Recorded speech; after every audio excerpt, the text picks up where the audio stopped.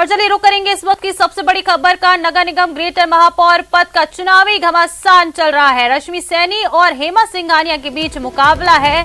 BJP की रश्मि सैनी और हेमा सिंघानिया चुनाव के मैदान में उतरी हैं। बता दें कि इस पूरे कार्यक्रम में आज है नामांकन वापसी का दिन, यानी कि आज नामांकन वापस लिया जा सकता है। बीजेपी कांग्रेस के प्रत्याशियों के अतिरिक्त किसी और का नामांकन बता दें कि मौजूद नहीं हुआ है। वहीं 2 नामांकन हुए थे कांग्रेस के, वो पहले ही खारिज हो चुके हैं। आज दोपहर 3 बजे के बाद चुनाव चिन्ह अब इन प्रत्याशियों को जारी किए जाएंगे। दोनों ही दलों की ओर से पार्षदों की बाड़ेबंदी की गई है। क्रॉस वोटिंग की चिंता के कारण ये बाड़ेबंदी की गई है। बीजेपी ने बता दें कि बाड़ेबंदी को मजबूत किया है और सभी पार्षदों के यहां पर मोबाइल लिए जा चुके हैं। बीजेपी की बाड़ेबंदी से करीब बता दें कि 2 दर्जन पार्षद अभी भी दूर हैं, जबकि कांग्रेस की अगर बात करें तो कांग्रेस खेमे में भी पूरे पार्षद बाड़ेबंदी में मौजूद नहीं है।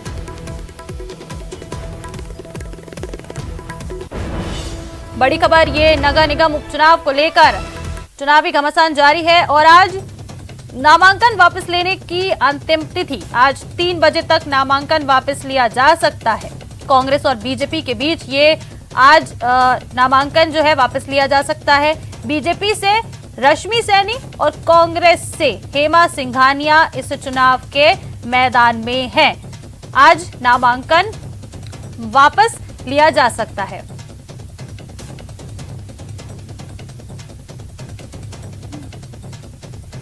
तो चलिए ज्यादा जानकारी लेंगे सहयोगी महेश से, जो हमारे साथ सीधा जुड़ चुके हैं। महेश, क्या ताजा हाल है? आज नामांकन की वापसी के लिए, नामांकन वापसी की आज अंतिम तिथि है, क्या कुछ जानकारी?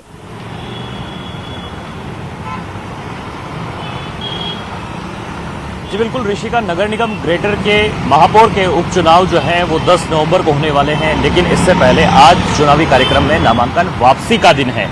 लेकिन जिस तरह से बीजेपी और कांग्रेस के आमने सामने की चुनावी टक्कर है, इसलिए नामांकन वापसी जैसा कुछ है नहीं, क्योंकि 2 प्रत्याशी अतिरिक्त थे इनके अलावा और जिनके नामांकन पहले से खारिज हो चुके हैं। तो ऐसे में नामांकन वापस होने जैसा कोई प्रश्न यहाँ पर रह नहीं जाता है। 3 बजे बाद में दोनों ही प्रत्याशियों को चुनाव चिन्ह जो है वो चुनाव कार्यालय की तरफ से आवंटित कर दिया जाएगा। इससे पहले जो है बीजेपी और कांग्रेस के जो पार्षद हैं वो अपनी अपनी बाड़ेबंदी में है। बीजेपी के पार्षद चोमू के अंदर एक निजी होटल में है, तो वहीं मानसरोवर के निजी रिसोर्ट में रुके हुए हैं कांग्रेस के पार्षद, जिनकी कल हमने आपको तस्वीरें भी दिखाई कि किस तरह से पूल पार्टी में एंजॉय कर रहे हैं। खाने पीने के खास इंतजाम किए गए हैं और जो चुनावी माहौल है उसका पूरा जो है फायदा यहाँ पर पार्षद ले रहे हैं। लेकिन टेंशन है तो प्रत्याशियों को है, जीत हार की गणित बिठाने वाले संगठनों को है, और उन संगठनों में जो विधायक हैं, बड़े नेता हैं, उनकी प्रतिष्ठा यहाँ पर दांव पर लगी हुई है। क्योंकि देखिए आगामी साल में विधानसभा के चुनाव होने वाले हैं और एक सेमीफाइनल के तौर पर एक लिटमस टेस्ट जो है वो शहर का, जयपुर शहर का, वो ये माना जा सकता है। और इसी कारण से जो दोनों ही संगठन हैं वो इसमें अपनी प्रतिष्ठा, अपना जो है दाव, वो हर जो दाव है वो यहाँ पर चलना चाहते हैं, किसी भी तरह से कोई कोर कसर नहीं छोड़ना चाहते हैं।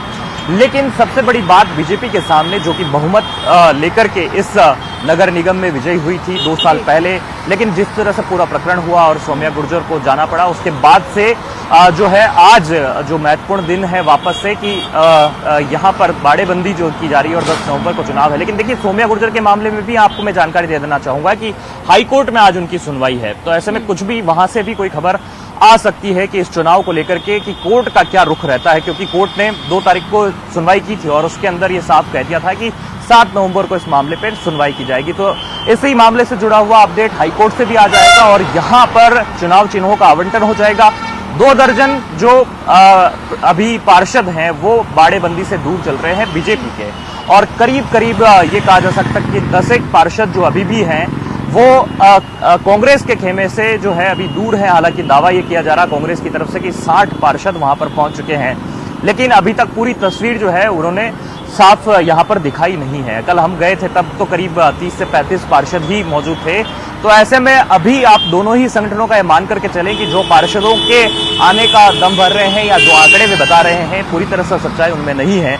और जिस तरह से मान मनोबल ये जो है आखिरी वक्त तक की जा रही है, क्योंकि जिन लोगों के नाम थे वो बागी होकर के कहीं ना चले जाए या फिर बागी होने के बाद में वो कोई इतना बड़ा नुकसान नहीं कर जाए जिससे कि पार्टी डैमेज हो जाए या फिर जो बहुमत का आंकड़ा है उससे कोई दूर हो जाए। तो इस लिहाज से प्रयास पूरे हैं और इंतजाम पूरे किए जा रहे हैं, व्यवस्थाएं जो है चाक चौबंद की जा रही है कि किसी तरह से बाड़ाबंदी नहीं टूटे, क्योंकि पहले का इतिहास ऐसा ही रहा है नगर निगम के चुनाव का। इस लिहाज से बीजेपी है वो फूंक फूंक करके कदम रख रही है और कांग्रेस जो है वो यहाँ पर कोशिश यही कर रही है कि किस तरह से जो जोड़ तोड़ का गणित है उनका, क्योंकि 12 बीजेपी के अभी पार्षद उनको कम से कम चाहिए, तब जाकर के ये चुनावी मुकाबले में वो कहीं जो है आगे नजर आ सकते हैं। लेकिन ऐसा फिलहाल तक के लिए तो अभी देखने को नहीं मिल रहा, क्योंकि अभी जो है कोई बाड़ेबंदी तोड़ करके जाने वाला पार्षद सामने अभी तक नहीं आया है। तो ऐसे में कहा कुछ भी नहीं जा सकता, लेकिन गुप्त मतदान है तो ऐसे में कुछ भी हो सकता है।